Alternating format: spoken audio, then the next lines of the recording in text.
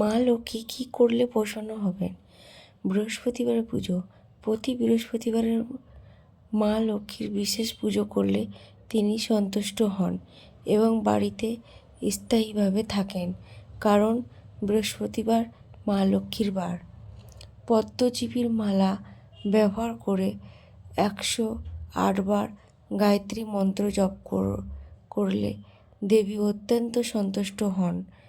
অন্নপূর্ণা দেবী মন্ত্র জপ করলে অন্ন ধন সম্পদ বৃদ্ধি পায়।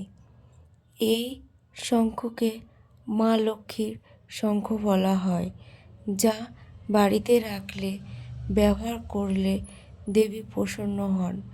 লক্ষ্মী পূজায় মন্ত্র বা জপের সময় তুলসী পাতা ব্যবহার করা শুভ বলে মনে করা হয়।